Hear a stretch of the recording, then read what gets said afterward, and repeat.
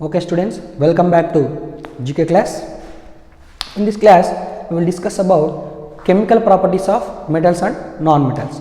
In the last class, we had discussed about physical properties and what are the definition of metal, non-metal and metalloids. Now we will see chemical properties and uses of metals and non-metals. First we will see reaction with oxygen. Okay, as in our atmosphere, oxygen is present in our atmosphere. First we will see reaction with oxygen. See, both metals and non-metals, okay, both metals and non-metals when burnt in oxygen, burnt in oxygen, మనం oxygen in the presence of ఆక్సిజన్లో మెటల్స్ని మనము burn చేసాము అంటే, కాల్చాము అంటే, లేదా heat చేసాము అంటే మనకి ఆక్సైడ్స్ని ఫామ్ చేస్తాయి. ఏం ఫామ్ చేస్తాయి? ఆక్సైడ్స్. ఓకే, ఆక్సైడ్స్ని ఫామ్ చేస్తాయి. ఎందుకు ఆక్సైడ్స్ ఫామ్ అవుతాయంటే మనకి ఆక్సిజన్తో రియాక్షన్ జరుగుతోంది కాబట్టి. ఓకే, ఏదైనా ఒక మెటల్ ఉంది, ఇక్కడ మనకి ఎగ్జాంపుల్ ఇచ్చారు చూడండి.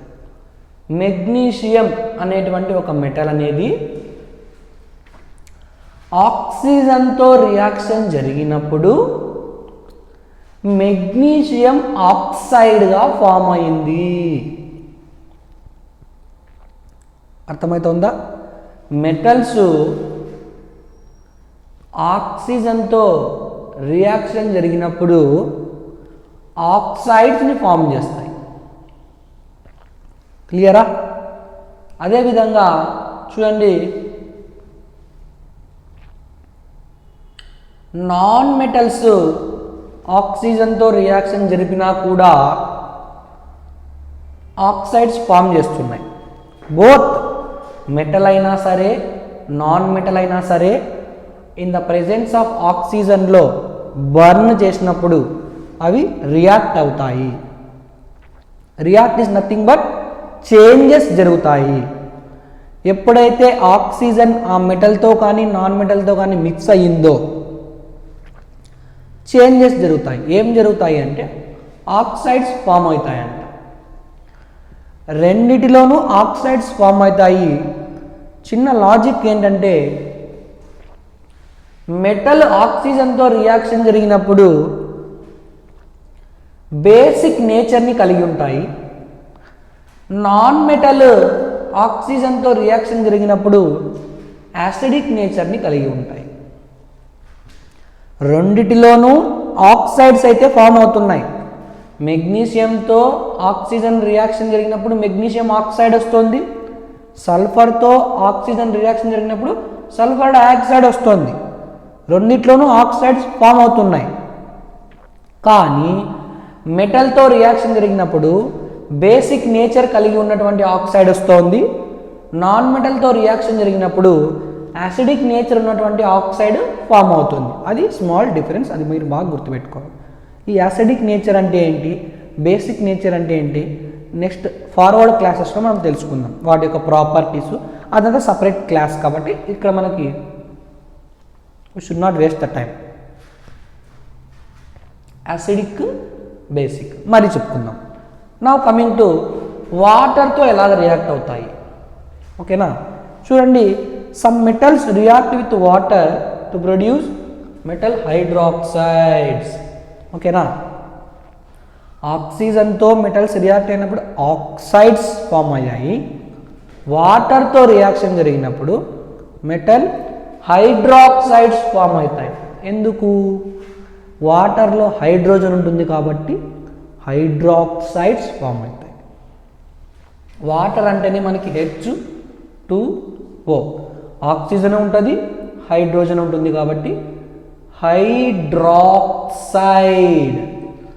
ఓకేనా, హైడ్రోజను ఆక్సిజన్ రెండు కలిపి హైడ్రాక్సైడ్స్ ఫామ్ అవుతాయి.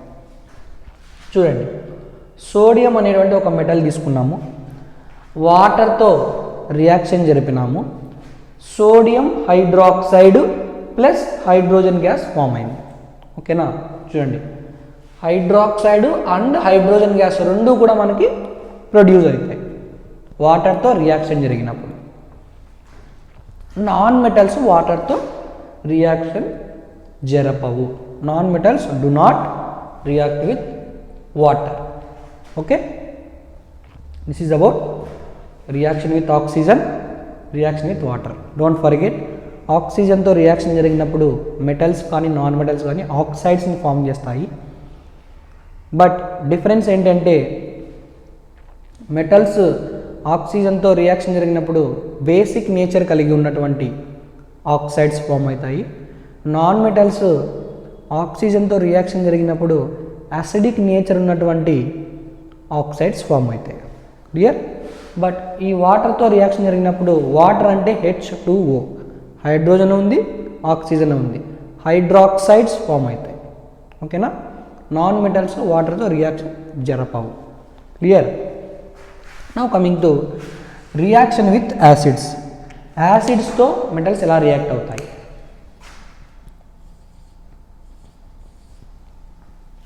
యాసిడ్స్ డైల్యూటెడ్ యాసిడ్స్తో మెటల్స్ రియాక్షన్ జరిగినప్పుడు మెటల్ సాల్ట్ని ప్రొడ్యూస్ చేస్తాయి.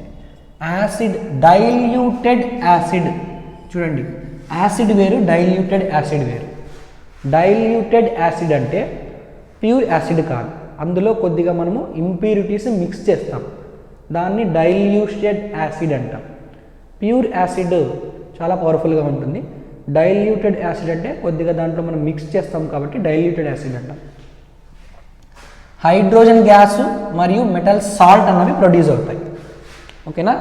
ఏవేవి? మెటల్ సాల్ట్ ప్రొడ్యూస్ అవుతుంది, అదేవిధంగా హైడ్రోజన్ గ్యాస్ ప్రొడ్యూస్ అవుతుంది.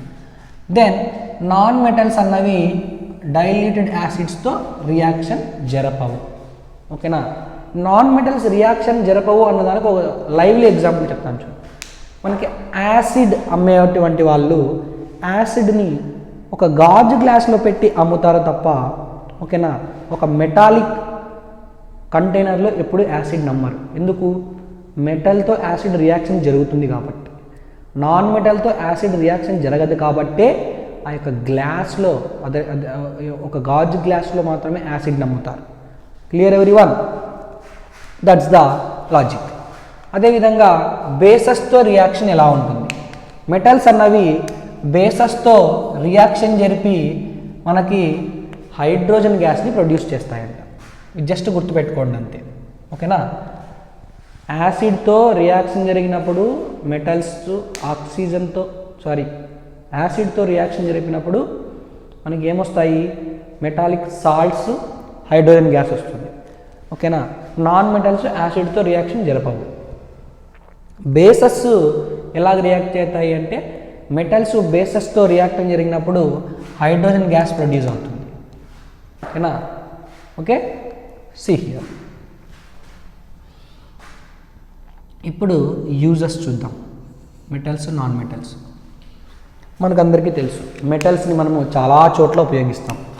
మెషిన్స్ని తయారు చేయడానికి, ఓకేనా, ఆటోమొబైల్స్ అంటే కార్స్ కావచ్చు, బైక్స్ కావచ్చు, ఏరోప్లేన్స్ తయారు చేయడానికి, ట్రైన్స్ తయారు చేయడానికి, శాటిలైట్స్ తయారు చేయడానికి అల్యూమినియం యూజ్ చేస్తాం. ఇండస్ట్రియల్ గ్యాడ్జెట్స్, ఇండస్ట్రీస్లో చాలా గ్యాడ్జెట్స్ మనం డైలీ మనం చూస్తూ ఉంటాం. బెంచెస్ కానీ, ఫ్యాన్స్, ఇవన్నీ కూడా మెటల్స్తోనే తయారు చేస్తాం. కుకింగ్ యుటెన్సిల్స్, వంట సామాన్లు, వాటర్ బాయిలర్స్, వాటర్ బాయిల్ చేసుకునేటువంటి బాయిలర్స్, ఇవన్నీ కూడా మెటల్సే. నాన్ మెటల్స్ కూడా మనం డే టు డే లైఫ్లో యూజ్ చేస్తాం. ఎగ్జాంపుల్, ఆక్సిజన్ మనకి బతకడానికి చాలా యూజ్ అవుతుంది కాబట్టి ఖచ్చితంగా నాన్ మెటల్ మనకి యూజ్ అవుతున్నట్టే. నైట్రోజను, ఫాస్ఫరస్, పొటాషియము మనం ఫర్టిలైజర్స్లో యూజ్ చేస్తాం. ఓకేనా? దెన్ క్లోరిన్, ఓకేనా, వాటర్ ప్యూరిఫైయర్లో క్లోరిన్ అనే నాన్ మెటల్ని యూజ్ చేస్తాం. ఓకేనా? క్లోరిన్ ఎక్కువైంది అంటూ ఉంటారు ఒక్కొక్కసారి వాటర్ తాగి. ఓకేనా? ఇవన్నీ కూడా మనకి మెటల్స్, నాన్ మెటల్స్ యొక్క యూజెస్. సో స్టూడెంట్స్, మనము ఇంతవరకు ఏం తెలుసుకున్నాము? మెటల్ అంటే ఏంటి, నాన్ మెటల్ అంటే ఏంటి, మెటల్ ఎగ్జాంపుల్స్ ఏమి, నాన్ మెటల్ ఎగ్జాంపుల్స్ ఏమి, మెటలాయిడ్ అంటే ఏమి, వాటి ఎగ్జాంపుల్స్ ఏమి, మెటల్ యొక్క ఫిజికల్ ప్రాపర్టీస్ ఏమి, ఓకేనా, కెమికల్ ప్రాపర్టీస్ ఏమి, నాన్ మెటల్ యొక్క ఫిజికల్ ప్రాపర్టీస్ ఏమి, కెమికల్ ప్రాపర్టీస్ ఏమి, మెటల్స్ అండ్ నాన్ మెటల్స్ యొక్క యూజెస్ ఏమో తెలుసుకున్నాం. This is about metals and non metals chapter. Okay, then we will see some more assignments and doubts clearing sessions in our live sessions. Okay, please watch the videos more than 2 times and prepare your own notes, and if you are getting any queries please inform me and we will discuss those doubts and clarify those doubts in our live sessions. Okay, thank you very much. Have a nice day. Take care. Bye bye.